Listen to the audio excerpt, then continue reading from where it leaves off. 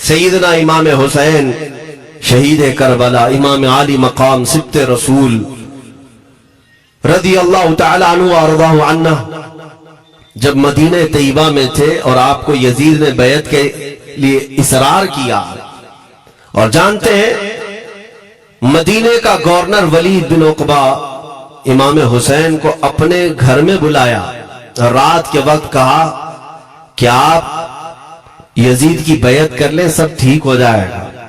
آپ نے ایک تاریخی جملہ فرمایا تھا، آج وہ سب مسلمانوں کو یاد ہونی چاہیے۔ امام حسین نے یہ نہیں کہا میں حسین رسول اللہ کا نواسا یزید کی بیعت کروں گا فاسق و فاجر کی، یہ نہیں کہا آپ نے۔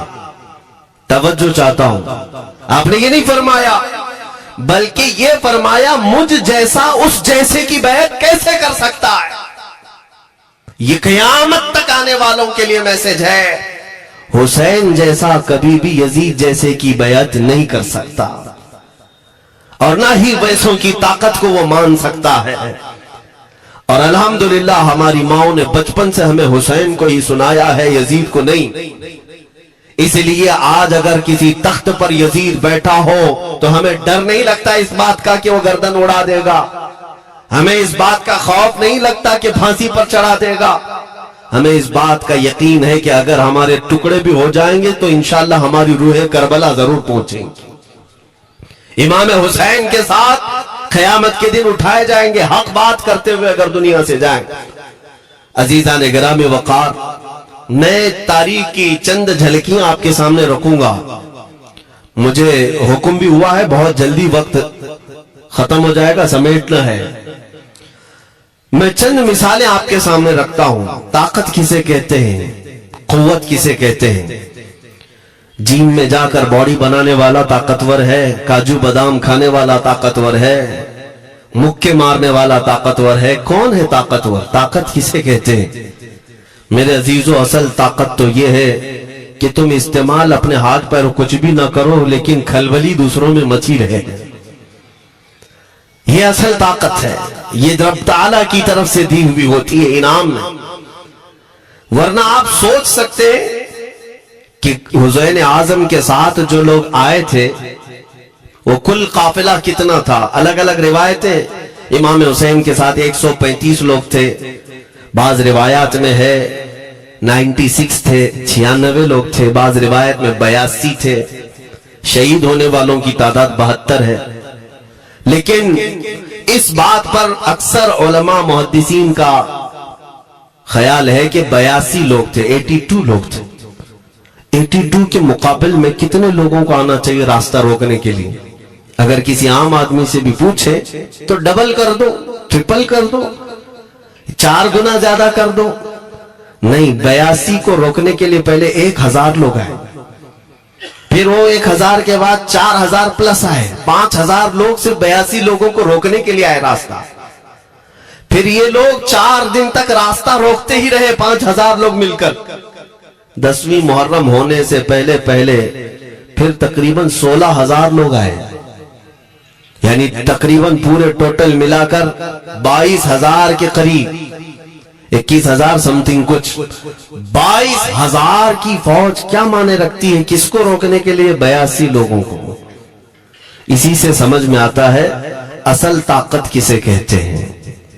طاقت اسی کو کہتے ہیں کہ ادھر 3 دن کے بھوکے اور پیاسے ہیں، ان کے خیموں میں ساز و سامان بھی نہیں، جنگ کے اسباب بھی نہیں، اور وہ جنگ کی نیت سے بھی نہیں گئے، اس کے باوجود 22000 کے سینوں میں جو کھلبلی مچی ہے، دنیا اسی کو سمجھ نہیں پا رہی ہے۔ اگر دنیا یہ سمجھتی ہے کوانٹیٹی کا نام طاقت ہے تو ہم اس کو رد کرتے نہیں، کوالٹی کا نام طاقت ہے۔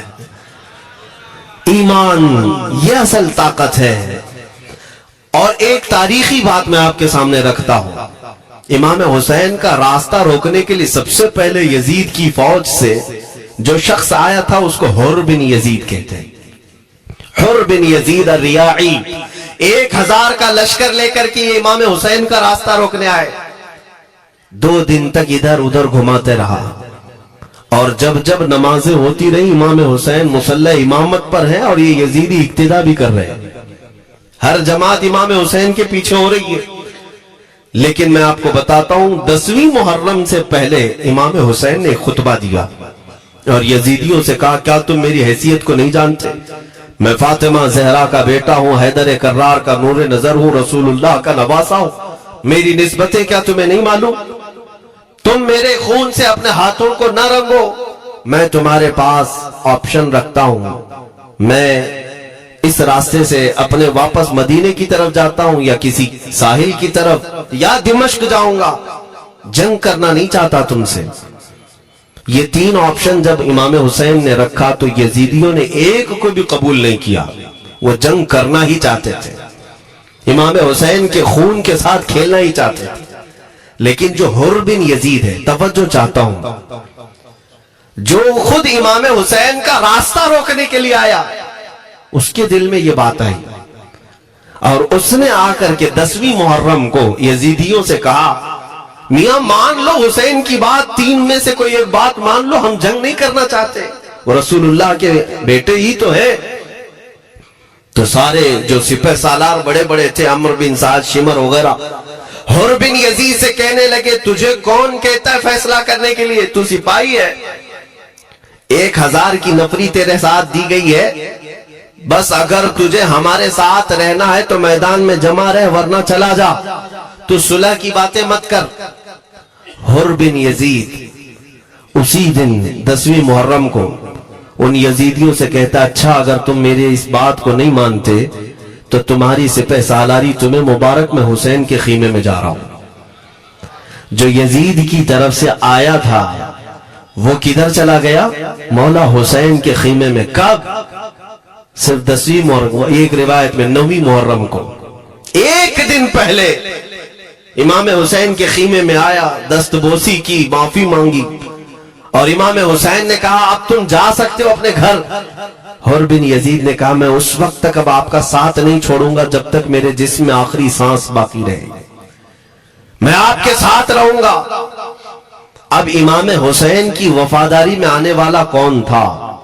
اس لیے میں آپ کو ایک چیز دے جاتا ہوں میرے عزیزوں، اللہ عز و جل کی قدرت کے فیصلے ہیں، وہ جب چاہتا ہے کہیں سے بھی کسی کو ہدایت عطا فرماتا ہے، وہ باطل قوتوں کے موجود پلنے والا بچہ بھی کبھی رب تبارک و تعالی ہدایت دیتا ہے، اسے عالم بناتا ہے، اور کبھی کعبے کی چھاؤں میں پلنے والے کو مولا ابو جہل بھی بناتا ہے، گمراہ کر دیتا ہے۔ حر بن یزید مولا حسین کے پاس آ گئے، جو بات مجھے کہنی ہے اس کے لیے مجھے اتنا واقعہ بیان کرنا پڑا ہے، میں اصل پوائنٹ کی طرف آتا ہوں کیوں میں یہ بیان کر رہا ہوں۔ جب 10ویں محرم کو جنگ شروع ہوئی، عمرو بن سعد نے تیر چلایا، تو جانتے ہیں خیمہ حسین کی طرف سے سب سے پہلے میدان میں اترنے والا یہی حر بن یزید ہی، یہی اترے اپنے گھوڑے پر سوار ہو کر انہی یزیدیوں سے لڑنے کے لیے جن کی فوج میں یہ آئے تھے، ان کے مقابل میں لڑنے کے لیے گئے، اور جب لڑنے کی ابتدا ہوئی صبح سے دوپہر کے قریب تک وہ لڑتے رہے، زوال تک۔ اب جو بات کہنا ہے توجہ سے سنو، حر بن یزید نے صبح سے لڑائی کی، بہتوں نے وہاں پر میدان جنگ میں مقابلہ آرائیاں کی ہیں، لیکن حر بن یزید کی جو لڑائی ہے وہ تاریخ میں لکھی ہوئی، آج انہوں نے یزیدیوں کے ساتھ جو جنگ کیا، کئی گھنٹے جنگ کرنے کے بعد جانتے ہیں تنہا حر بن یزید نے 120 یزیدیوں کو قتل کیا، 120 کی تعداد، ایک گھوڑ سوار ایک ہی ہے، 120 کو مار گرایا، اس کے بعد جام شہادت نوش کیا۔ میں تاریخ پڑھ رہا تھا، وہیں پر ہم نے کتاب کو روک دی، بہت سارے لوگ کربلا کے واقعات میں امام حسین کے خاندان کے بچوں کے شہادت تو بیان کرتے ہیں، ان کے جسم کٹ گئے، ان کے اوپر گھوڑے دوڑائے گئے، لیکن تم یہ نہیں جانتے کہ حسینی شہزادوں نے باطل قوتوں کے کیسے چھکے چھڑائے تھے، ایک ایک جوان نے مقابل میں آنے والوں کو ان کی اوقات کیسے یاد دلائی تھی۔ اب سنو، حر بن یزید 120 کو مار گرا سکتے ہیں، وہ بھی ایک دن پہلے خیمہ حسین میں آنے والا، ایک دن پہلے خیمہ حسین میں آنے والا. بات سمجھ میں آ رہی ہے ابھی؟ جو ایک دن پہلے خیمہ حسین میں آ جائے اس کی طاقت کا حال یہ ہے، جو پیدائشی حسینی ہو اس کی طاقت کا حال کیا ہو. میرے عزیزوں، طاقت کسے کہتے یہ سمجھو. یہ اور بات ہے کہ لوگوں کو اپنی ہی اوقات معلوم نہیں، اپنی حیثیت معلوم نہیں ہے. ہوتا کیا ہے میں آپ کو بتاؤں. علامہ عبد المصطفیٰ اعظمی صاحب نے ایک بڑی پیاری بات لکھی ہے. وہ گجرات کے حالات بہت اچھی طرح سے جانتے تھے. آپ نے ایک بہت اچھی بات لکھی جو ہمارے تمام چیزوں سے یا آج کے زمانے میں یہ چیز میچ ہوتی ہے. ایک تاجر تجارت کرنے کے لیے نکلا، اس کے پاس کچھ قیمتی ہیرے تھے اور وہ ہیروں کی تجارت کرتا تھا اور ایک چور اس کے پیچھے پڑ گیا اور وہ چور روزانہ وہ چوری کرنے کے چکر میں رہتا تھا کہ جب رات کو یہ تاجر سوئے تو میں یہ ہیرے نکال لوں گا. لیکن 2-3 دن جب وہ تاجر سوتا تھا وہ پورے ہیرے چیک کرتا تھا، کہیں نہیں ملتے تھے. تھک گیا چور. 3 دن کے بعد اس تاجر کو اس نے پوچھا، چور نے کہا کہ تم ہیرے رکھتے کہاں ہو؟ دن بھر تو تمہارے پاس ہوتے، رات میں کہاں جاتے؟ تو اس تاجر نے کہا، عقل کا اگر تو استعمال کرتا تو تجھے بات سمجھ میں آتی. روزانہ میں تیرے ہی جبے میں رات کو یہ ہیرے رکھ کر خود سو جاتا تھا. وہ اپنا نہیں تلاش کرتا، اس کا تلاش کرتا. بلا تشبیہ و بلا تمثیل. میرے عزیزوں، تمہارے پاس جو طاقت ہے تمہیں اس کا اندازہ نہیں. تم جو محبت مصطفیٰ صلی اللہ علیہ وسلم کی شمع اپنے سینے میں رکھتے ہو، مولا کریم کا وعدہ ہے تمہارے ساتھ، کان حقا علینا نصر المؤمنین. رب تعالیٰ فرماتا ہم نے اپنے اوپر لازم کر لیا ہے کہ ایمان والوں کی مدد کریں. اور ہم نے مدد دیکھی ہے، رب تعالیٰ کی مدد دیکھی ہے. آج کے ان حالات میں مجھے بتاؤ، بھونکنے والے بھونک ہی رہے، باقی تمہارا کیا بگاڑ لیا؟ کیا تمہارا خراب کیا؟ بس یہ ہے کہ تم اپنے اندر کھلبلی مت مچاؤ اور زیادہ خوف و ہراس میں مت جیو. الحمدللہ مسلمان ہیں، مومن ہیں، کسی چور قوم سے تمہارا رشتہ نہیں ہے. تم دنیا کی اس عظیم قوم ہو جو صرف اور صرف اپنے رب تعالیٰ کے حضور جھکتی ہے اور اپنے رب تبارک و تعالیٰ کے حضور ایسے جھکتی ہے. میں چیلنج کے ساتھ کہتا ہوں، پوری دنیا میں کوئی کمیونٹی، کوئی قوم ایسی نہیں ہے جو اپنے خدا کو دیکھنے کے بعد ہی جھکتی ہے. جس کی بھی جاؤ ان کے خداؤں کی تصویر وہاں پر سامنے ہوتی تبھی جھکتے ہیں. وہ چاہے عیسائی ہوں، یہودی ہوں، کوئی بھی ہو، انہوں نے کوئی نہ کوئی یا مورتی بنائی ہے یا تصویر بنائی ہے تب وہ جھکتے ہیں. تنہا تم ایمان والے ہو جو آج تک اپنے خدا کو دیکھا نہیں لیکن ہر دن سجدہ کرتے ہو. تمہارا یہ ایمان ہے. اور قرآن میں شروع میں ہی اللہ تعالیٰ نے جو تعریف فرمائی سورہ بقرہ میں، یؤمنون بالغیب، اللہ فرماتا ہے یہ وہ لوگ ہیں جو غیب پر ایمان رکھتے ہیں، دیکھا نہیں.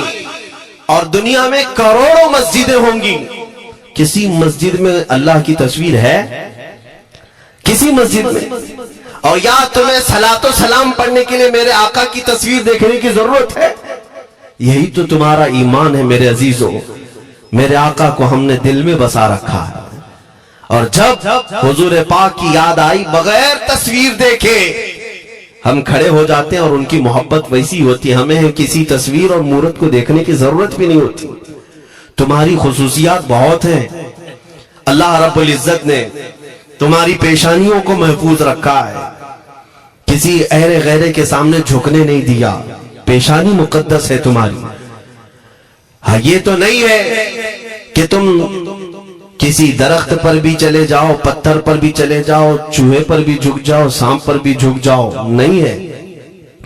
ایک صحابی ہیں ایمان لانے کے بعد وہ کہتے ہیں یا رسول اللہ صلی اللہ علیہ وسلم دو واقعات ایسے ہیں جو زمانے جہالت میں ہم کرتے تھے. ایک واقعہ یاد کرتا ہوں تو رونا آتا ہے اور ایک واقعہ یاد کرتا ہوں تو ہنسی آتی ہے. حضور نے فرمایا دونوں کیا ہیں بتاؤ. انہوں نے کہا پہلا واقعہ تو یہ ہے جس کو یاد کر کے روتا ہوں کہ جوانی میں جب ہمارے گھر بیٹی پیدا ہوتی تھی تو ہم اس کا گردن مروڑ کر دفن کر دیتے تھے. آج مجھے یہ بات یاد آتی ہے تو رونا آتا ہے کہ ہم نے ایسے کئی بچیوں کو دفن کر دیا.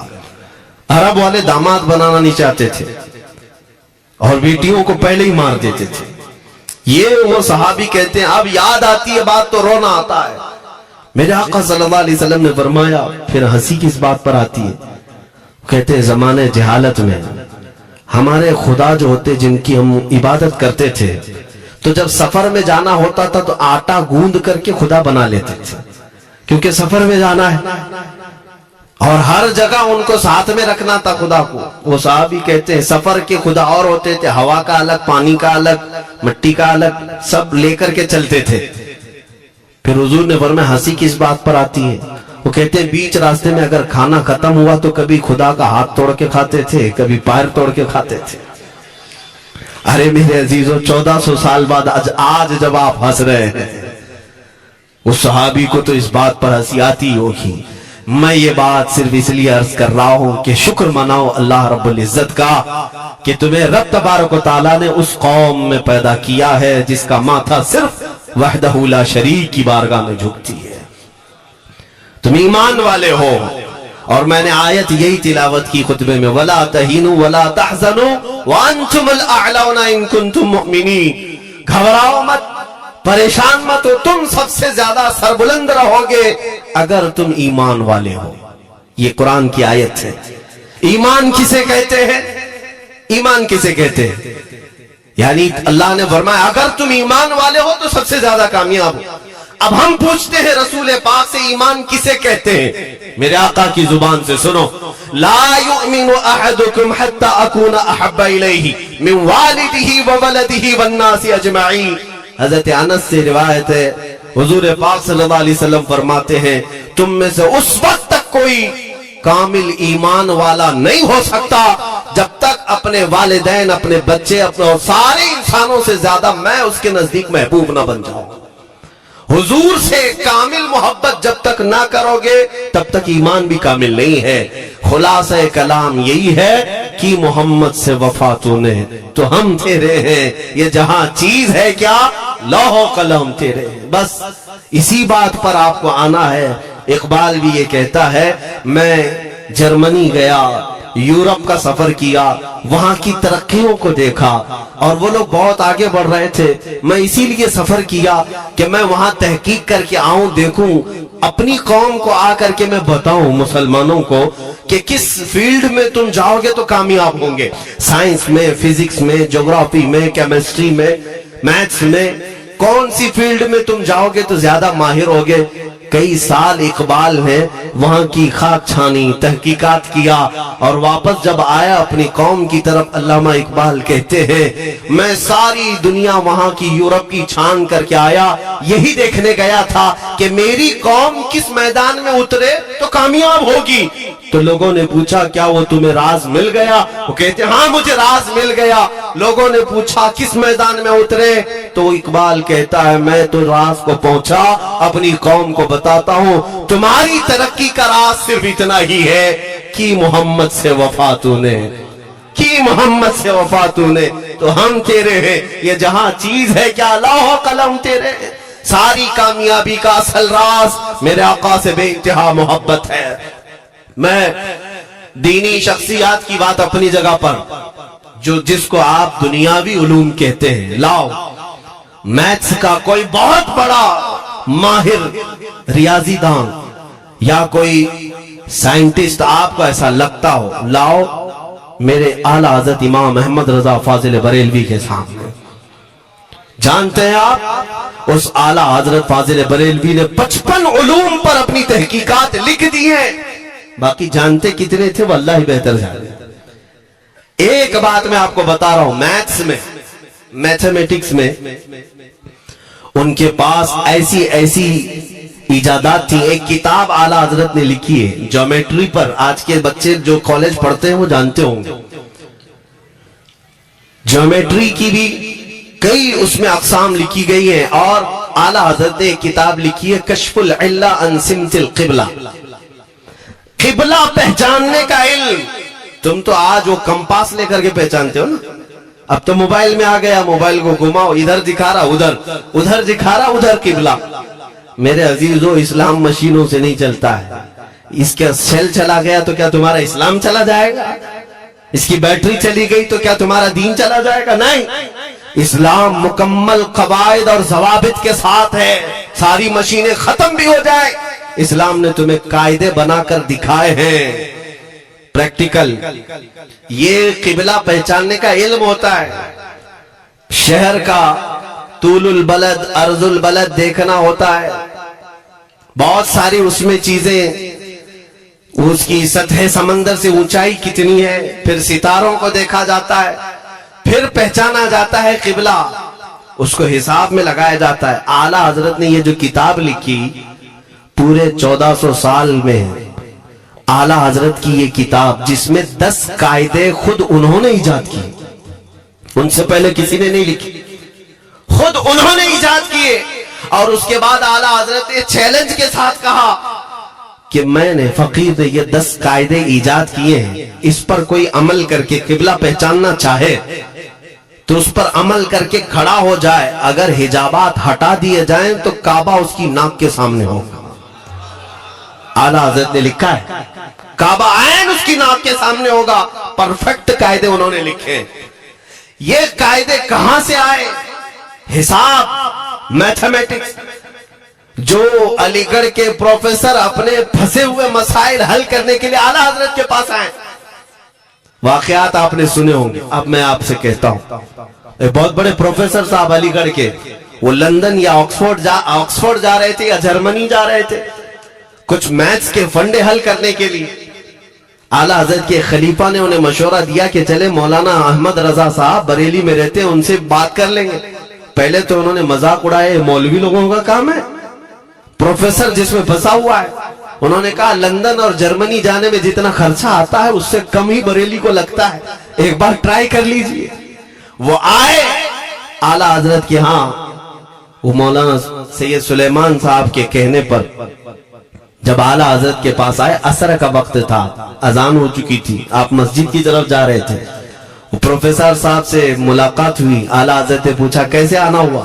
انہوں نے کہا ایک بہت پیچیدہ مسئلے میں پھنس گیا ہوں, میتھس کا, ریاضی کا, حساب کا حل نہیں ہوتا, اس کے لیے میں باہر کا سفر کر رہا تھا. آپ کے شاگرد مولانا سلیمان صاحب نے کہا کہ آپ سے ملنے. اعلیٰ حضرت نے کہا دکھائیں کیا مسئلہ ہے. انہوں نے کہا اتنے شارٹ ٹائم میں یہ حل نہیں ہوگا, نماز کے لیے آپ جا رہے ہیں. اعلیٰ حضرت نے فرمایا پھر بھی دکھاؤ. اعلیٰ حضرت کو انہوں نے ویسے ہی کھڑے دکھایا. دیکھتے ہی اعلیٰ حضرت نے انگلیاں رکھی اور کہا اس کا یہاں سے, اس کا یہاں سے, فلاں کا یہاں سے, اس طرح آپ لگا کر کے دیکھ لیں, میں عصر کی نماز سے فارغ ہو کر آتا. وہ پروفیسر صاحب کہتے ہیں انہوں نے چٹکیوں میں یوں حل کیا, میں جب بیٹھ کر کے اس مسئلے کو لگایا تو ترنت 2 منٹ میں وہ مسئلہ حل ہو گئے. اب جس کے لیے میں یہ واقعہ عرض کر رہا ہوں سنو. وہ حیرت میں آنکھیں پھٹی پھٹی رہ گئی اس پروفیسر صاحب کی. ادھر نماز ہونے کے بعد آئے اعلیٰ حضرت, تو وہ اشش کرنے لگے. کہا مولانا صاحب میں پہلی مرتبہ دیکھ رہا ہوں کہ مدرسے کا کوئی مولوی میتھس کے اتنے ٹف فنڈے کو حل کر لیتا ہو. مولانا یہ تو بتائیں یہ ریاضی اور یہ میتھس کے مسئلے آپ نے کس سے سیکھے؟ کون ہے آپ کو, کس کالج میں, کس یونیورسٹی سے آپ نے سند حاصل کی ہے؟ یہی مجھے کہنا ہے میرے سے. اب اعلیٰ حضرت کا جواب سنو. کہتے ہیں جناب میں نے اپنے والد سے صرف پلس مائنس اور ملٹیپل کے مسئلے سیکھے, جمع, نفی اور ضرب ہمارے والد صاحب نے بس اتنا ہی سکھایا. اور اس وقت بچپن میں مجھے منطق, فلسفہ, یہ سب کتابیں پڑھنے کا شوق تھا. میں حساب کے, جیومیٹری کی یہ کتابیں لے کر بیٹھا. میرے والد آئے, دیکھا, پوچھا احمد رضا کیا پڑھ رہے ہو؟ میں نے دکھایا یہ منطق ہے, فلسفہ ہے یا حساب کی کتابیں ہیں. میرے والد نے وہ کتابیں اپنے ہاتھ میں لے لی اور کہا جا رسول اللہ کی حدیثیں پڑھ، صدقے میں سارے علم دے دیے جائیں۔ اعلیٰ حضرت فرماتے اس کے بعد میں نے اپنی زندگی میرے مصطفیٰ کے قدموں میں لگا دی، یہ جو آپ دیکھ رہے ہیں یہ میرے مصطفیٰ کے قدموں سے چھن کر مجھے ملا ہے۔ بس بات سمجھ جاؤ، طاقت اسی کو کہتے ہیں۔ نبی پاک صلی اللہ تعالیٰ علیہ وسلم سے بے انتہا محبت کرنے والا وہ دنیا کے کسی میدان میں بھی تنہا نہیں ہوتا، تنہا نہیں ہوتا۔ عزیزان گرامی وقار، میں اس بات کی طرف آپ کو لے جاتا ہوں۔ ایک صحابی حضرت سلمہ بن اکوع رضی اللہ تعالیٰ عنہ، ان کو راجل رسول اللہ کہا جاتا ہے۔ حضور صلی اللہ علیہ وسلم کے ایسے سپاہی جتنے غزوات میں گئے، جتنی جنگوں میں گئے، کبھی گھوڑے پر نہیں بیٹھے، پیدل، اور وہ ایسا پیدل چلتے تھے کہ کوئی گھوڑا بھی ان کے ساتھ نہیں پکڑ پاتا ان کو جب وہ بھاگتے تھے۔ گھوڑا بھی اپنی تیز رفتاری کے باوجود انہیں نہیں پکڑ پاتا۔ ان کو وہ لقب ملا تھا راجل رسول اللہ، چل کر کے سفر کرنے والا رسول اللہ کا سپاہی۔ ایک بار ایسا ہوا، ایک بنو قارہ کا شخص جس کا نام عبد الرحمن ہے، یہ منافق تھا، خبیث تھا، اس نے تقریباً 400 لوگوں کو جمع کیا، اپنے ہم مزاج لوگوں کو، اور مدینے پر رات کے وقت ایک باغیچے پر حملہ کیا، پورے باغیچے کو آگ لگا دیا، اور اس کے بعد پھر جو کھجوریں تھیں وہاں سے سب لوٹ لیا، لوٹ کر کے اپنے گھوڑوں پر رکھ لیا اور نکل پڑا۔ اس وقت سوائے حضرت سلمہ بن اکوع کے کوئی نہیں تھا، ادھر 400 لوگ لوٹ مار کر رہے ہیں اور کھجوریں جمع کر رہے ہیں، اور یہ تنہا صحابی، اس صحابی کا حال یہ ہے گھوڑا بھی نہیں ہوتا تھا کبھی نہیں۔ اب ان کو جلال آیا کہ میرے مصطفیٰ کے شہر کی ایک کھجور بھی میں باہر جانے نہیں دوں گا جو چوری کر کے جا رہا ہے۔ اس کے بعد آپ نے پیچھا کرنا شروع کیا، اور حقیقت دیکھیں، آپ جب حدیث پڑھیں گے، اعلیٰ حضرت نے الملفوظ میں بھی اس کو نقل فرمایا، جب تک میں یہ حدیث پڑھ رہا تھا اتنی ہنسی بھی آتی ہے، اور ان کی اس بہادری پر دل کھل جاتا ہے اور سینہ چوڑا ہوتا ہے کہ وہ اکیلے کس بات پر بھاگ رہے تھے، ان کے پیچھے 400 لوگوں کے پیچھے بھاگ رہے۔ اچھا کوئی یہ کہے کہ نادان آدمی ہے، 400 لوگوں کو نہیں دیکھ رہا، اکیلا بھاگ رہا ہے، ہو سکتا ہے ان کو کوئی کہہ دیا ہو، لیکن مجھے حیرت ان 400 پر ہو رہی ہے جو ایک سے ڈر کے بھاگ بھی رہے تھے، وہ بھی بھاگ رہے ہیں، ایک دوڑا رہا ہے اور 400 بھاگ رہے ہیں۔ وہ عبد الرحمن قارہ کا رہنے والا قاری بھاگا جا رہا ہے اور سب سے کہہ رہا ہے سلمہ بن اکوع سے اپنی اپنی جان بچا لو۔ اسی لیے میں کہتا ہوں یہ بزدل قومیں ہیں، میرے مصطفیٰ کے غلاموں کا مقابلہ کرنے کی سکت نہیں رکھتی، جس کے سینے میں عشق مصطفیٰ ہو۔ 400 بھاگتے رہے اور یہ بھگاتے رہے بہت دور تک۔ جب حضرت سلمہ بن اکوع بھاگتے تھے تو گھوڑے بھی پیچھے پڑ جاتے، اور آپ جیسے جیسے کوئی گھوڑ سوار آتا اس کی ٹانگ پکڑ کر کھینچتے اور اس کی گردن پر پیر رکھتے، پھر آگے نکل پڑتے تھے۔ نہ جانے کتنوں کو انہوں نے تنہا اپنے ہاتھوں سے گرایا، کوئی مقابلہ کرنے کو تیار نہیں، گراتے بھی ہیں اور ان کی گری ہوئی کھجوریں جمع بھی کرتے ہیں کہ مجھے مدینے واپس لے جانا ہے۔ اس صحابی کو میں پڑھتا ہوں، عزیزان گرامی، کھجوریں جمع کرتے رہے اور انہیں بھگاتے رہے، اخیر میں وہ 10-10 کی ٹکڑیوں میں بدل گئے۔ وہ عبد الرحمن قارہ کا رہنے والا کہنے لگا ایک ساتھ مت بھاگو، یہ اکیلے سب کو بھگا رہا ہے، 10 ادھر جاؤ، 10 ادھر جاؤ، 10 ادھر جاؤ۔ ظالموں، پلٹ کر میرے مصطفیٰ کے غلام کا مقابلہ کر کے دیکھتے ہیں، لیکن کسی سے نہیں ہوا۔ وہ پہاڑ کی چوٹیوں میں چلے گئے، حضرت سلمہ بن اکوع پہاڑ پہ بھی چڑھنے لگ گئے۔ تو عبد الرحمن قارہ وہ کہتا ہے وہیں سے چیخ کر کے، سلمہ بن اکوع تم کو کیا چاہیے، کیوں پیچھا کر رہے ہو؟ کہا میں شہر رسول کی ایک کھجور بھی جب تک تمہارے پاس ہوگی پیچھا کرتا رہوں۔ اس نے وہیں سے اپنے سارے ساتھیوں کو پکار کر کہا سارے لوگ کھجوریں پھینک دو، اپنی جان بچا۔ سبوں نے کھجوریں دے دی، حضرت سلمہ بن اکوع پوری کھجوریں جمع کی، کتنوں کو رونتے ہوئے واپس آنے لگے۔ جانتے ہیں ایک صحابی اور ہے حضرت ابو قتادہ، جن کو فارس رسول اللہ کہا جاتا ہے، ان کا گھوڑا دوڑتا ہوا ان کو دوڑاتا ہوا حضرت ابو قتادہ اس پر ہیں اور 10 لوگ اور ساتھ ہیں. وہ حضرت سلمہ بن اکوا کی مدد کے لیے آ گئے.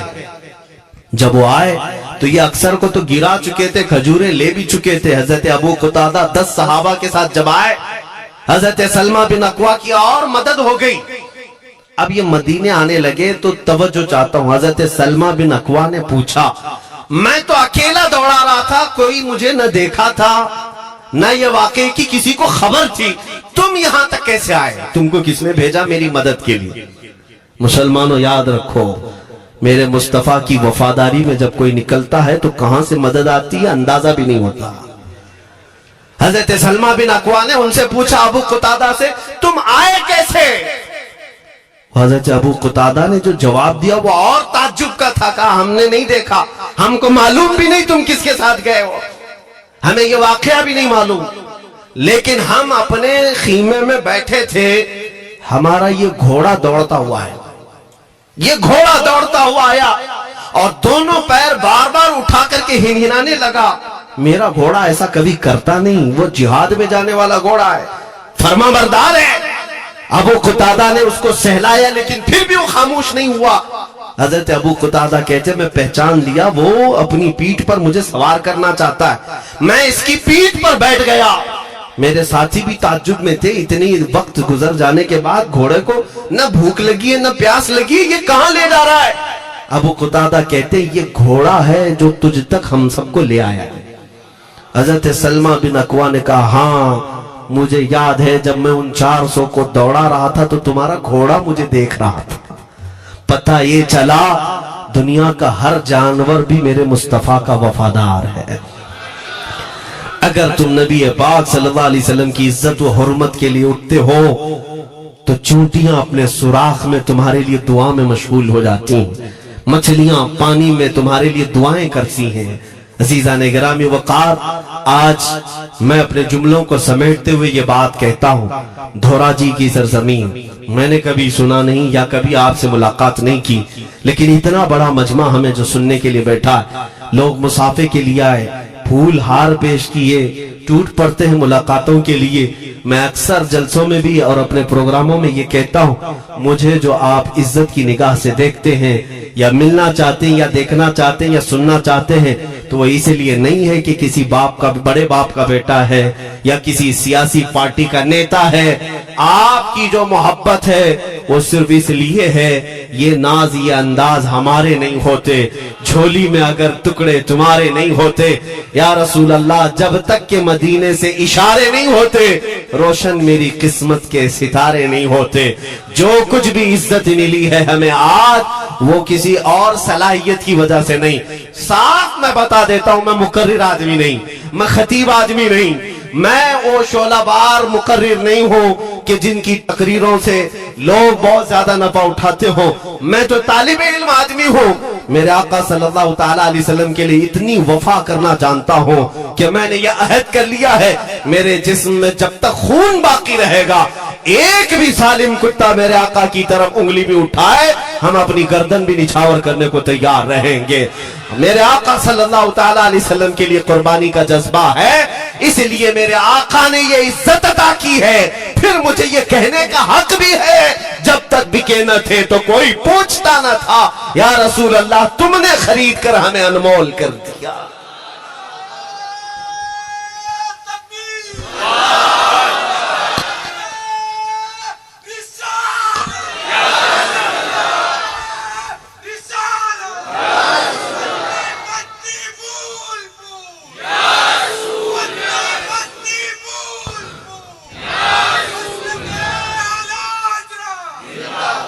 میرے عزیزوں, اس بات پر آج تمہارا اتحاد ہونا ہے, آج تمہارا اتحاد ہونا ہے. میں نے کافی علاقوں کے دورے کی اور دیکھ لیے, لوگ جو کہتے ہیں ہم بکھرے ہوئے ہیں, بٹے ہوئے ہیں, ٹکڑوں میں ہیں, لیکن میں نے سب کو دیکھا یقیناً فرقوں میں بھی بٹے ہیں, سلسلوں میں بھی.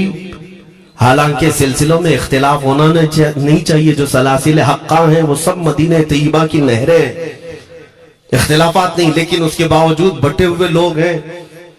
ایک دوسرے سے مصافحہ نہیں کرنا چاہتے, ایک دوسرے کے پیچھے نمازیں نہیں پڑھنا چاہتے, جو خالص سنی ہو کر بھی, ایمان والے ہو کر کے بھی. میں بہتوں سے یہ شکایتیں سنا کہ ہم میں بہت سارے اختلافات ہیں, لیکن اس کا حل تقریریں ہیں, تحریریں ہیں, لوگوں کو سمجھانا ہے, اصلاح کرنا ہے, سب کر کے دیکھ لیا. لیکن ایک بات میں نے خود پریکٹیکل دیکھ لیا کہ 1000 ٹکڑوں میں کیوں نہ بٹے ہوں, لیکن میرے مصطفیٰ کا نام آ جائے تو ہر کوئی متحد نظر آتا ہے. یہ ہم نے دیکھ لیا ہے, یہ ہم نے دیکھ لیا ہے. کسی بھی پیر سے بیعت کیوں نہ ہو, میں دوسروں کی بات نہیں کرتا, لیکن میں نے پورے ہندوستان کے کونے کونے میں دیکھا ہے جا کر کے, کسی بھی سنی صحیح العقیدہ پیر سے بیعت کیوں نہ ہو, اگرچہ اس کے آپس کے جھگڑے ہوں, لیکن ہم نے ایک مجمع میں مجھے سننے والوں کو, ایسے اختلاف والوں کو بھی دیکھا, دونوں سن رہے ہیں, لیکن جب ہم نے پوچھا میرے مصطفیٰ کریم کی عزت پر بات آئے تو تم میں سے کون کھڑا ہو سکتا ہے, ہر اختلاف رکھنے والا بھی یہ کہتا ہے یا رسول اللہ یہ جسم بھی تمہارا, یہ جان بھی تمہاری, کرو تیرے نام پہ جاں فدا, نہ بس ایک جان دو جہاں فدا, دو جہاں سے بھی نہیں جی بھرا, کروں کیا کروڑوں جہاں نہیں. یہ ہر ایک کا نعرہ ہے. اس سے پتہ یہ چلا کہ آج تم سب کو اگر کوئی چیز جوڑ سکتی ہے تو نام محمد ہے, میرے مصطفیٰ کریم صلی اللہ علیہ وسلم کی محبت ہے. گنبد خضرا کی چھاؤں میں سب کو جمع کرو, انشاءاللہ العزیز اتحاد برقرار رہے گا. اصل کی طرف نظر رکھو, بادشاہ کی طرف نظر رکھو, باقی جتنے ولی ہیں, جتنے پیر ہیں, سب وزیر ہیں, سب وزیر ہیں. بادشاہ صرف میرا مصطفیٰ ہے. نبی پاک صلی اللہ تعالی علیہ وسلم کو ہم شہنشاہ تسلیم کرتے ہیں. لہذا اگر بادشاہ کی طرف نظر ہوگی تو تمہیں شیطان یہ اس طرح کی لڑائیوں میں نہیں رکھے گا, وہ کامیاب نہیں ہو سکے گا. تم سب کا مشن اگر میرے مصطفیٰ کی عزت اور ان کی ناموس ہو جائے, حضور اکرم صلی اللہ تعالی علیہ وسلم کی طرف ہم نے دیکھا ہے بڑے بڑے اختلافات ختم ہو جاتے ہیں. حضرت ابو ذر غفاری, حضرت بلال حبشی, دونوں میں جھگڑا ہو گیا تھا, تکرار ہوئی. حضرت ابو ذر غفاری نے صرف حضرت بلال کو غصے میں آ کر کہا کالی عورت کے بیٹے, یا ابن ام سودا, یہ تکرار میں ہو جاتا ہے. حضرت بلال کو یہ بات لگ گئی, تھے تو کالے, لیکن صحابی نے کہا تھا کالی عورت کے بیٹے. حضور کے پاس جا کر عرض کیا یا رسول اللہ, ابو ذر نے مجھے آج یوں کہا, ابو ذر نے مجھے آج یوں کہا کالی عورت کے بیٹے. میرے آقا صلی اللہ علیہ وسلم کو جھلا لایا, باہر آئے, بلایا, ابو ذر کہاں ہے, آئے. حضور پاک نے ان کو مخاطب کر کے صرف اتنا فرمایا افیق الجاہلیہ, ابھی تک تمہارے اندر پرانی جاہلیت باقی ہے. 3 بار پوچھا اور اس کے بعد میرے آقا چلے گئے, کچھ نہیں فرمایا. پرانے زمانے کی کافروں کی جاہلیت ابھی باقی ہے, جو ماں کے نام سے لوگوں کو گالیاں دیتے یا پکارتے تھے. حضرت ابو ذر غفاری کو اتنی بات لگ گئی کہ میرے آقا مجھ سے روٹھ گئے, میرے آقا کے دل پر یہ بات لگ گئی. تو انہوں نے یہ نہیں کیا کہ دیکھا جائے گا بعد میں کیا ہوگا, نہیں, سیدھے مسجد نبوی میں حضرت بلال کو ڈھونڈنے کے لیے آئے. کہاں ہیں؟ حضرت بلال مل گئے تو ان کا ہاتھ پکڑ کر کے لائے. ابو ذر غفاری زمین پر لیٹ گئے, سو گئے. کہا ہے بلال مجھے معاف کر دے, میں نے تجھے سخت جملہ کہا, مجھے معاف کر دے. حضرت بلال نے کہا ٹھیک ہے میں نے معاف کر دیا, ہو گئی بات. لیکن حضرت ابو ذر غفاری نے کہا نہیں, میرا دل اس پر سکون نہیں مانے گا. ایک کام کرو اے بلال, تم اپنا یہ پیر میرے چہرے پر رگڑو, یہ تمہارا تلوہ جس کو میں نے کالا کہا تھا اسی تلوے سے میرے چہرے پر تم رگڑو تاکہ مجھے میری حیثیت پتا چل جائے. حضرت بلال کیا ان کی بات پر اپنا پاؤں ان کے چہرے پر رگڑ دیتے, دونوں ہاتھوں سے ان کو زمین پر اٹھایا اور سینے سے سینہ لگایا. کہا ہے ابو ذر کیسی بات کرتے ہو, جس آقا کے تم غلام ہو اسی آقا کا میں بھی غلام ہوں. میں نے یہ تاریخ میں پڑھا ہے اگر سختیوں کو کوئی چیز جوڑ سکتی ہے تو وہ میرے آقا کی محبت ہے اور مصطفیٰ کریم کی محبت ہے. تمہارے سینے چوڑا کر دے گی, تمہارا دل کشادہ کر دے گی, تم اپنوں کو ایکسپٹ کرنے لگ جاؤ گے اپنے نبی کی نسبت پر. ہاں ایک بات یاد رکھیں، میں یہ صرف میرے آقا کی نسبت والوں کے لیے کہہ رہا ہوں، باقی ہمارا عقیدہ تو یہ ہے نبی سے ہو جو بیگانہ اسے دل سے جدا کر دیں، پدر مادر برادر جان و مال ان پر فدا کر دیں، ہم اس کو مانتے ہی نہیں، چاہے باپ ہو کہ ماں ہو جو میرے نبی کو نہیں جانتا، جو میرے آقا کی عظمت کو نہیں پہچانتا، میں ان کے بارے میں نہیں کہتا۔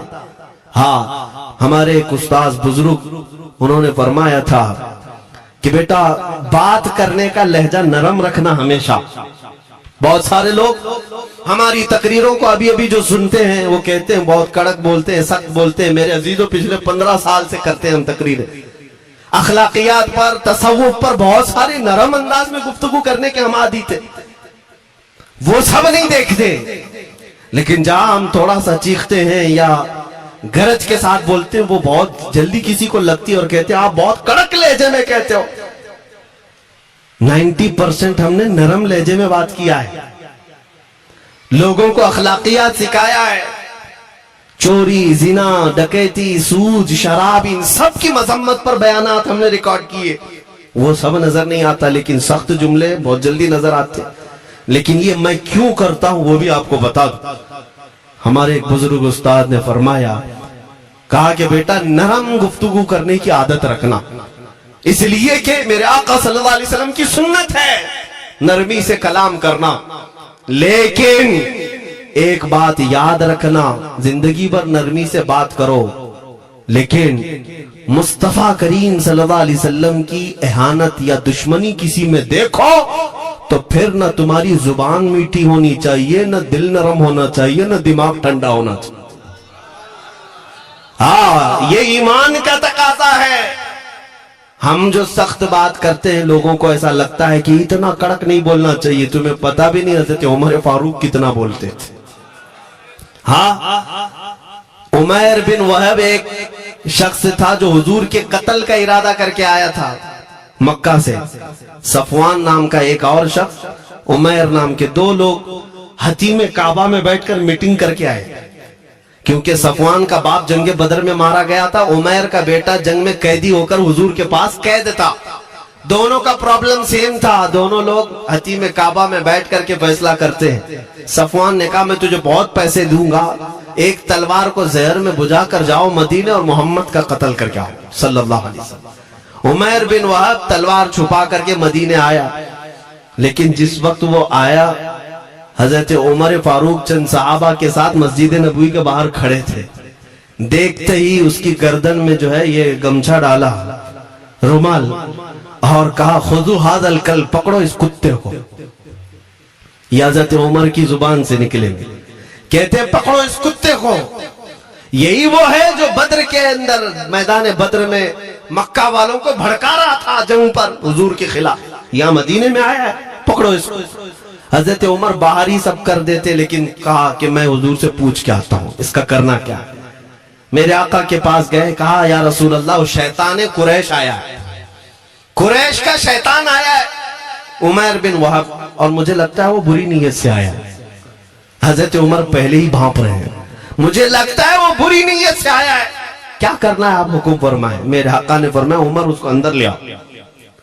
عمیر بن وہب کو ویسی گردن میں وہ گمچھا ڈال کے گھما کے اندر لے آئے مسجد نبوی میں۔ حضور نے پوچھا، حضرت عمر سے کہا چھوڑ دو۔ جب اندر آیا تو پوچھا حضور نے کیوں آئے عمیر؟ اب وہ جھوٹ بولنے لگا، کہا میرا بیٹا آپ کے پاس قیدی ہے، خیر خیریت پوچھنے کے لیے آئے اور کیا ہے۔ میرے آقا نے فرمایا سچ سچ بتاؤ کیوں آئے ہو؟ اس نے پھر کہا میں اپنے بیٹے کی خیریت معلوم کرنے آیا ہوں، اور کیوں آیا ہوں؟ حضور نے فرمایا خیریت معلوم کرنے آئے تو تلوار لے کے کیوں آئے ہو؟ اس نے تلوار دکھانے کے لیے پھینک دیا، کہا اس تلوار کا کیا ہونا ہے؟ تلوار تو ہمارے پاس بدر میں بھی تھی، لیکن پتہ آپ ہی کے ساتھ تھی۔ بڑی بڑی باتیں کرنے لگا۔ میرے آقا کو جلال آیا اور کہا عمیر وہ بات کیوں نہیں بولتے جو تم صفوان کے ساتھ کعبہ کے حتیم میں بیٹھ کر کے آئے ہو؟ مدینے میں بیٹھا رسول خانہ کعبہ میں ہونے والی گفتگو کو سن رہا ہے، دور و نزدیک کے سننے والے وہ کان لالے کرامت پہ لاکھوں سلام۔ یہ حدیث موجود ہے، صحیح حدیث ہے، اسی حدیث کے ترجمانی کرتے ہوئے ہم تو یہ عقیدہ رکھ ہی سکتے ہیں نا، ہم یہاں سے پکاریں وہ وہاں سے سنیں، مصطفیٰ کی سماعت پہ۔ ہاں یہ عقیدہ بریلی والے کا جو ہے وہ اپنے پیٹ کا عقیدہ نہیں، یہ صحابہ کا عقیدہ ہے۔ میرے عزیزو، جب میرے آقا نے فرمایا وہ بات بتاؤ جو حتیم کعبہ میں کر کے آئے ہو، اب تھر تھر تھر کانپنے لگ گیا۔ اس رسول سے کیا چھپائیں جو حتیم کعبہ میں تنہائی میں ہونے والی میٹنگ کو بھی جانتا ہو۔ کہا اب میں کیا بتاؤں جب آپ کو سب معلوم ہے، اب میں جو کہنا چاہتا ہوں وہ یہ ہے، اشہد انک محمدن رسول اللہ، میں گواہی دیتا ہوں کہ آپ محمد اللہ کے رسول ہیں صلی اللہ علیہ وسلم، ایمان لے آئے۔ اب سنیے میرے عزیزو، ایمان لانے کے بعد حضور پاک صلی اللہ علیہ وسلم نے تلقین فرمائی کہ اب اسلام پر قائم رہو، ایمان پر برقرار رہو۔ قتل کرنے کے لیے آیا، میرے مصطفیٰ کا غلام بن گیا۔ اب اس کے بعد حضرت عمر کیا کہتے ہیں؟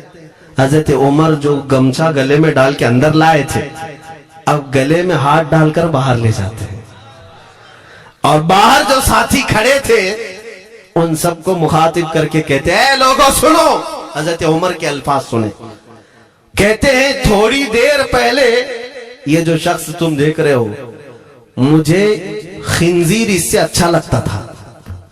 اللہ، یہ لفظ بھی ہے واللہ انی لأحب خنزیرا من ھذا، کہتے ہیں کہ اس سے بہتر میں خنزیر کو سمجھتا تھا کیونکہ یہ دشمن رسول تھا، لیکن اب سنو اے لوگوں، اب میرے سگے بیٹے سے زیادہ مجھ کو یہ عزیز ہے، اس لیے کہ میرے آقا کا غلام۔ یہی ایمان ہے، یہی ایمان ہے۔ عزیزان گرامی، خلاصہ کلام میری بات کا یہی ہے، محمد کی محبت دین حق کی شرط اول ہے، اسی میں ہو اگر خامی تو سب کچھ نامکمل ہے۔ اقبال نے کیا خوب کہا تھا، اگر پہچاننا ہو تو میرے عزیزو پہچانو، تم میرے آقا صلی اللہ علیہ وسلم کے قدموں تک اگر پہنچ گئے تو یہی دین ہے۔ بمصطفیٰ برساں خیش کے دی ہماؤس، گرب اون رسیدی تمام بول حبیش، اپنے آپ کو حضور تک پہنچا دو، اسی کا نام دین ہے۔ اور اگر وہاں تک نہیں پہنچ سکے، زندگی پوری ابو لہب کی طرح ہے، ہونا یہ پھول تو بلبل کا ترنم بھی نہ ہو، چمن دہر میں کلیوں کا تبسم بھی نہ ہو، ہونا یہ ساقی تو میں بھی نہ ہو، خم بھی نہ ہو، بزم توحید دنیا میں نہ ہو، تم بھی نہ ہو۔ یا رسول اللہ، خیمہ افلاک کا استادہ اسی نام سے ہے، نبض ہستی تپش آمادہ اسی نام سے ہے، دشت میں دامن کوہسار میں میدان میں ہے، بحر میں موج کی آغوش میں طوفان میں ہے، چین کے شہر مراکش کے بیابان میں ہے، اور پوشیدہ ہر مسلمان کے ایمان میں ہے۔ وہ میرے آقا کی ذات ہی ہے، ہر جگہ ہے، اور اسی کی طرف ہمیں سب کو متوجہ ہونے کی ضرورت ہے۔ طاقت کس کا نام ہے؟ میں نے شروع اسی بات سے کیا تھا، اسی پر ختم کرتا ہوں۔ طاقت و قوت صرف باڈی بنانے کو نہیں کہتے، طاقت و قوت صرف اور صرف کاجو بادام کھانے کو نہیں کہتے، طاقت و قوت اس کے اندر ہے جو دیکھنے کو اگرچہ کمزور لگتا ہو لیکن دشمنوں کے سینے اس کی یاد سے ہی آج بھی کھلبلی مچ جاتی ہو۔ ہم نے دیکھا ہے 100 سال پہلے کی بات، اعلیٰ حضرت امام اہل سنت فاضل بریلوی امام احمد رضا خان، نام تو ہر بچہ جانتا ہے آج، اور اپنوں سے زیادہ غیر بھی جانتے ہیں اور تھر تھراتے بھی ہیں، لیکن کیا کبھی تم نے اعلیٰ حضرت کی سیرت میں یہ پڑھا کہ ان کا جسم کیسا تھا؟ ان کا جسم کیسا تھا؟ بہت لہیم شہیم، چوڑے سینے والے، بڑے بال والے، اونچے چہرے والے؟ نہیں میرے عزیزو، تاریخ میں آپ پڑھو گے اعلیٰ حضرت کثرت سے لکھنے کی وجہ سے، کثرت سے عبادت کی وجہ سے جسمانی اعتبار سے بڑے دبلے پتلے تھے، بڑے دبلے پتلے تھے۔ لوگ دیکھنے والوں نے یہ کہا ہے جسمانی ساخت ایسی نہیں تھی کہ کوئی پہلوان نظر آتا ہو، دبلے پتلے تھے، نحیف تھے، دیکھنے میں کمزور لگتے تھے، لیکن مجال ہے جب وہ عاشق رسول کا قلم چلتا تھا، قلم چلتا تھا، اور وہ بھی یوں پکار کر کہتا تھا یہ رضا کے نیزے کی مار ہے کہ عدو کے سینے میں غار ہے، کسے چارہ جوئی کا وار ہے کہ یہ وار وار سے پار ہے۔ اور پھر ان کافروں کو کہا تھا اس امام اہل سنت نے، کل کے رضا ہے خنجر خونخوار برق بار۔ یہ کوئی دعویٰ نہیں کر سکتا آج۔ کلک کس کو کہتے ہیں سمجھا بھی دیتا ہوں میں آپ کو، کلک رضا، اعلیٰ حضرت اپنے قلم کو کہہ رہے ہیں، کلک مطلب قلم، رضا کا قلم کیسا ہے؟ خنجر خون خار برقبار، یعنی خون پینے والا خنجر اور چمک پیدا کرنے والی جو بجلی ہوتی ہے۔ اعلیٰ حضرت بڑے نرم دل بھی تھے، رحم دل بھی تھے، اپنوں کو جو نوازتے تھے تو بے حساب نوازتے تھے، عاجزی ایسی کہ بچوں سے بھی معافی مانگتے، عاجزی ایسی، اور اپنے پیر خانے پر جانے کی بات آئے تو چپلیں کتنی دور چھوڑ جائے، غرور و گھمنڈ کی بات نہیں، لیکن جب میرے مصطفیٰ کے دشمنوں سے مقابلے کی بات آتی تو یوں کہتے، تم کیا سمجھتے ہو کل کے رضا ہے خنجر خونخوار برقبار، عادا سے کہہ دو خیر منائے نہ شر کریں۔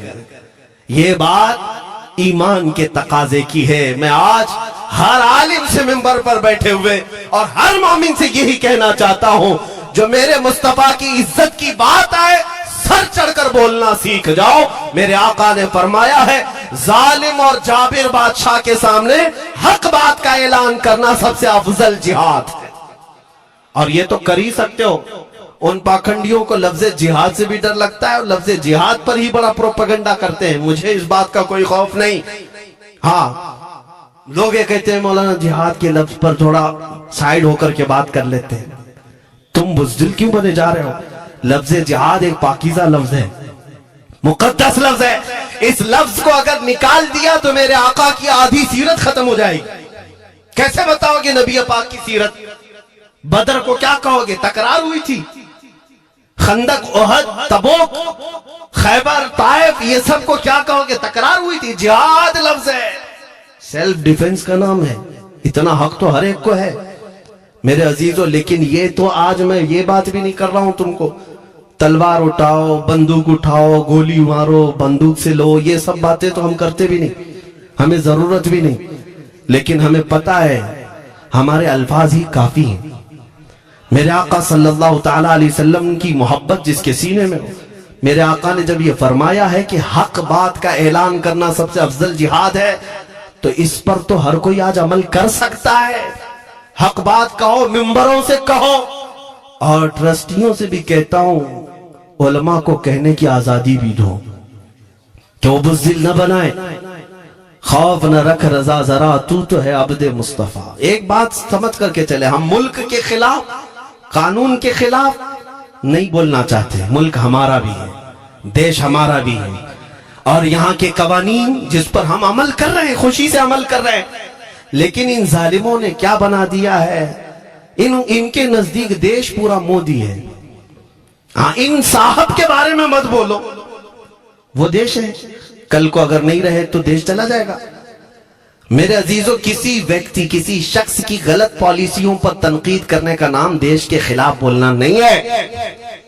ہم اپنے دیش سے محبت ایسی کرتے ہیں، آج بھی آزادی کا دن ہے نا، آزادی کا دن ہے، یہ لگے ہاتھوں یہ بات کہہ کر کے گزرتا ہوں۔ آج بھی جا کر کے دیکھیں، انڈیا گیٹ پر سب سے زیادہ شہیدوں کے نام جو لکھے گئے وہ مسلمانوں کے ہیں۔ ان کو کیا پتا ہے 1857 سے جو انگریزوں کے خلاف لڑ رہے تھے، یہ لڑ رہے تھے، آزادی کا پرچم سب سے پہلے بلند کرنے والا کوئی سنگی نہیں تھا، وہ شہید ٹیپو سلطان تھا۔ سب سے پہلے توپ مین ہندوستان کا، انگریزوں کے خلاف آواز بلند کرنے والا، پورے انگریز اس کے خلاف کھڑے تھے۔ ان کو آج بولنے کی توفیق بھی نہیں ملتی۔ اور اس کے علاوہ وہ علماء کی بات کہاں چلی گئی؟ آج انگریز تاریخ دان نے لکھا ہے کہ سب سے زیادہ ہمیں خطرہ ہندوستان میں مسلمانوں سے تھا، اور ہم نے دلی سے لے کر کشمیر تک کوئی ایک جھاڑ، کوئی ایک درخت باقی نہیں تھا جس میں ہم نے ایک عالم کو لٹکایا نہیں تھا پھانسی پر، جن کی تعداد گنی گئی ہے تو تقریباً 26,000 علماء کو انہوں نے پھانسی دی تھی، دلی سے لے کر کشمیر تک۔ مجھے بتاؤ جزیرہ انڈمان نکوبار میں کس کو بھیجا ہے؟ مولانا فضل حق خیر آبادی، عنایت احمد کاکوروی، یہ تمام وہ لوگ ہیں، علامہ عنایت احمد کاکوروی، جن کی کتاب آج تقریباً ہر مدرسے میں پڑھائی جاتی ہے، علم الثقہ۔ یہ کتاب یہاں چٹائی پر بیٹھ کر لکھی ہوئی نہیں، اس جیل کی دیواروں پر لکھی ہوئی کتاب، اس کو پڑھ کر کے آج بچے عالم بنتے، ہم بھی پڑھے۔ یہ وہ لوگ ہیں جن کو صرف اور صرف حق بات کہنے کی بنیاد پر زندگی بھر جیل میں ڈال دیا گیا۔ آج ڈھونڈ کر کے نکالو مولانا فضل حق خیر آبادی کا مزار کہاں ہے؟ اور انڈمان نکوبار میں، جہاں کالا پانی کی سزا دی جاتی تھی. کفایت علی کافی کا نام سنا ہے میرے عزیزو؟ یہ نام کا ذکر آنا تو حق بنتا ہے. آج کی رات ضرور مراد آباد شہر کا وہ عالم ربانی، وہ صرف اور صرف مجاہد آزادی نہیں بلکہ فنا فی الرسول بھی تھا. آپ اسی سے اندازہ لگا لیں اعلی حضرت جیسا عاشق، ہدایت بخشش لکھنے والا. اعلی حضرت کے اشعار تو پتہ ہے نا، امام الکلام کہتے ہیں. اعلی حضرت کی نعتوں کو امام الکلام کہتے ہیں. سارے کلاموں کا امام اعلی حضرت کی نعتیں پڑھ کر کے دیکھ لو، وجد آ جائے حضور کی نعتیں. لیکن اس اعلی حضرت سے پوچھا گیا آپ کس کی نعتیں پسند کرتے ہیں؟ اعلی حضرت فرماتے ہیں میں صرف دو ہی لوگوں کی نعتیں سنتا ہوں، یا تو حسن رضا بریلوی کی یا علامہ کفایت علی کافی کی. اعلی حضرت جس کی نعتیں سنتے ہوں اسی سے اندازہ کر سکتے ہو کفایت علی کافی کون تھے. میں اکثر جگہوں پر ان کا تذکرہ کرتا ہوں تاکہ بچوں کے ذہنوں میں یہ بات منتقل ہو جائے. اب میں آپ کو بتاؤں ان کی زبان میں اللہ نے وہ طاقت دی تھی کہ وہ جب عشق رسول پر بولتے تھے تو ہزاروں کا مجمع رونے لگتا تھا، ان کی طرف آ جاتے. اور انگریزوں کو یہ بات قطعاً پسند نہیں تھی. انہیں کئی طرح سے گرفتار کرنے کی کوشش کی گئی. آخرکار ایک منافق کے ذریعے سے مولانا کفایت علی کافی کو گرفتار کرنے کے لیے انگریز آئے. کتنے جانتے؟ 3000 لوگ آئے ایک عالم کو گرفتار کرنے. ہمیشہ کتے جھنڈ میں ہی آتے ہیں. ہاں، ماب لنچنگ بھی جو ہے نا کتے جھنڈ میں ہی کرتے ہیں. کفایت علی کافی رحمت اللہ علیہ کو گرفتار کر کے لے گئے دارالامارت میں. انگریزوں نے رات کے وقت کفایت علی کافی کے کپڑے کھولے اور ان کے جسم پر گرم استری پھیری. استری سے پورا داغتے تھے اور جب چمڑی جل جاتی تھی تو اس پر نمک چھڑکتے تھے. ہفتہ بھر تک علامہ کفایت علی کافی کو انہوں نے یہ دردناک سزائیں دی. بیچ میں کئی مرتبہ ان کو سامنے آفر رکھا تم بدل لو اپنی باتیں، چھوڑ دو اپنی اس قوم کو ورگلانا، چھوڑ دو یہ سب جو تم تقریریں کرتے ہو، ہم اپنے حکومت میں تمہیں لے لیں گے، وظیفہ بھی دیں گے، عہدہ بھی دیں گے. کفایت علی کافی رحمت اللہ علیہ نے فرمایا تم غلط جگہ ہاتھ مارے ہو. ہاں، یہ وہ جگہ نہیں ہے جہاں سے 500 پاؤنڈ لے کر کے کوا بھی حلال کر دیا جائے، ہر چیز جو ہے تمہارے حساب کی بنا دی جائے. یہ وہ جگہ نہیں ہے. کفایت علی کافی رحمت اللہ علیہ نے کہا میرا دین اتنا سستا نہیں ہے، اتنا سستا نہیں ہے. اس کے بعد انہوں نے کہا تو پھر تم مرنے کے لیے تیار رہو. کہا خوشی سے. 8 دن کے بعد ان کو ایک چوراہے پر لے جا کر پھانسی کا پھندا لگایا گیا اور پورے مجمع میں آپ کو پھانسی کے لیے چڑھایا گیا. انگریزوں نے پوچھا تھا کوئی آخری وصیت ہے تمہاری، کوئی آخری خواہش ہے تو بتا دو لوگوں میں. پھانسی پر چڑھنے والا یہ کہتا ہوگا میری بیوی سے مل لوں، بچوں سے مل لوں، جائیداد پراپرٹی کی وصیت کر دوں، میرے بعد کون بیٹھے گا وہ کہہ دوں. لیکن کفایت علی کافی کی بات پر قربان جاؤ. اس بھرے مجمع میں کہتے ہاں میری آخری خواہش ایک ہی ہے، ایک بار نعت رسول پڑھ لوں. اللہ اللہ، ایک بار نعت رسول پڑھ لو. انہوں نے کہا ٹھیک ہے تمہاری اس خواہش کا ہم ادب کرتے ہیں، کر لو. کفایت علی کافی رحمت اللہ علیہ پھانسی کے پھندے پر چڑھنے سے پہلے کیا مگن ہو کر کے گنگنا رہے تھے. یوں کہہ رہے تھے کوئی گل باقی رہے گا نہ چمن رہ جائے گا، پر رسول اللہ کا دین حسن رہ جائے گا. اطلس و کم خواب کی پوشاک پہ نازا نہ ہو، اس تنے بے جان پر خاکی کفن رہ جائے گا. سب فنا ہو جائیں گے حشر تک کافی، ولیکن نام حضرت کا زبانوں پر سخن رہ جائے گا. یہ نعت پاک گنگناتے ہوئے چڑھ گئے پھانسی کے پھندے پر. لوگوں نے دیکھا پھانسی تو لگی لیکن لبوں پر اسی طرح کی مسکراہٹ. کیوں؟ یہ راز ہے میرے عزیزو، مرنے والا ہی جانتا ہے. پھندا بعد میں لگتا ہے، آمینہ کا لال پہلے تشریف لاتا ہے. موت کا درد اسے کیا ہوگا جو جمال مصطفیٰ دیکھ رہا ہو، میرے آقا صلی اللہ تعالی علیہ وسلم کی طرف محو ہو. اب سنو میں یہ بات کیوں کہہ رہا ہوں، تم ان باتوں سے گھبرانا نہیں، ان باتوں سے ڈرنا نہیں کہ کل کو اگر آپ کے ممبر پر بیٹھ کر خطاب کرنے والا یہ آپ کا غلام مر جاتا ہے، کٹ جاتا ہے، کوئی مجھے مار دیتا ہے، تو اس بات کا یقین رکھ لینا دین رکے گا نہیں. اور میرے آقا صلی اللہ علیہ وسلم کے ناموس اور ان کی عزت میں کوئی کمی آنے والی نہیں. ہمارے مر جانے سے کچھ نہیں ہونا ہے، اس لیے کہ ہر سنی بچہ جانتا ہے اسلام زندہ ہوتا ہے ہر کربلا. ہم مرنے کے بعد اس بات کا یقین رکھتے ہیں اگر ہماری موت ہو گئی اس راستے میں تو اسلام کی آبیاری ہوگی، اسلام اور پھولے گا پھلے گا. اور ہوا یہی، کفایت علی کافی کو پھانسی کا پھندا دے کر 8 دن تک جشن منایا تھا انگریزوں نے. جو مولوی چلا گیا جو لوگوں کو تقریر کرتا تھا، ہزاروں کا جمع کرتا تھا، حضور اکرم صلی اللہ علیہ وسلم کی محبت کی باتیں کرتا تھا، چلا گیا، ہم نے پھانسی دے دی. لیکن ان ظالموں کو معلوم نہیں میرے خدا کا قانون کیا ہے، قدرت خداوندی کا قانون کیا ہے. مراد آباد شہر میں یہ کفایت علی کافی کو 1857 کے پہلے پھانسی دے رہے ہیں، اور اسی سال مراد آباد کے قریب بریلی شہر میں اللہ تعالی احمد رضا پیدا کر رہا ہے. تم ایک عاشق کو پھانسی دیے، حضور پاک کے چاہنے والے کو تم نے پھانسی دے کر یہ سمجھا کہ آپ ختم ہو گیا عشق کی باتیں کرنے والا.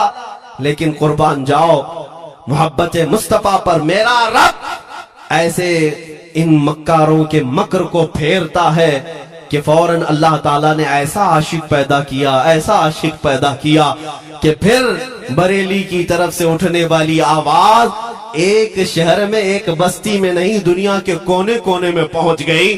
آج 100 سال ہو گئے اس مرد قلندر امام اہل سنت کو دنیا سے گئے ہوئے، لیکن ہر مسجد کی منبر اور محراب آواز دیتی ہے مصطفیٰ جان رحمت پہ لاکھوں صلاۃ، شمع بز میں ہدایت پہ لاکھوں صلاۃ. اور پھر ہمارے بچے بھی یہ آج کہہ جاتے ہیں ڈال دی قلب میں عظمت مصطفیٰ، سیدی اعلیٰ حضرت پہ لاکھوں صلاۃ. یہ نظام ہے میرے مولا کا، ایک چراغ تم بجھاؤ گے مولا 100 چراغ روشن فرمائے گا. ہاں انشاءاللہ العزیز اس بات پر ہم سب کو جمع ہونا ہے. اللہ کریم ہمیں ہماری کھوئی ہوئی طاقت و قوت عطا فرمائے. آپ رب تبارک و تعالیٰ کی بارگاہ میں یہ دعا کریں کہ اے رب ذوالجلال جب تک زندگی باقی ہے مولا مجھے تیرے نبی کے وفاداروں میں شمار فرما. اس لیے میں جب بھی حضور کی بارگاہ میں عریضہ پیش کرتا ہوں تو یہ ضرور کہتا ہوں آقا بد ہیں تو آپ کے، بھلے ہیں تو آپ کے، ٹکڑوں پہ یہی کے پلے ہیں، رخ کدھر کریں، تجھ سے جو منہ چھپائیں تو کریں کس کے سامنے. یا رسول اللہ کیا کسی اور سے توقع نظر کی ہے؟ ہمارا ماننا تو یہ ہے، میں نے دیکھا بھی ہے اپنے بچوں کو، اور ہم کہتے ہیں میرے آقا کی بارگاہ میں آقا گنہگار تو ہو گئے لیکن آپ کے غدار نہیں ہیں، غدار نہیں ہیں. جب تک غدار نہیں ہوں گے میرے آقا کی طرف سے تمہارے لیے ہمیشہ استقبالیہ کھلا رہے گا. آؤ میرے عزیزوں اس بات پر میں گفتگو کو ختم کرتا ہوں. آج کے اس عرس مبارکہ میں، اور آج آزادی کی یہ رات ہے، ہم بارگاہ مصطفیٰ میں عریضہ پیش کرتے ہیں یا رسول اللہ آپ کو اس وطن سے بوئے وفا آئی تھی، میرے آقا اس وطن کی طرف نظر کرم فرما دے. قیامت تک آنے والی ہماری نسلوں میں میرے آقا صرف آپ کے عاشق ہی پیدا ہو، کوئی غدار نہ پیدا ہو. ہماری دعا یہی ہے میرے آقا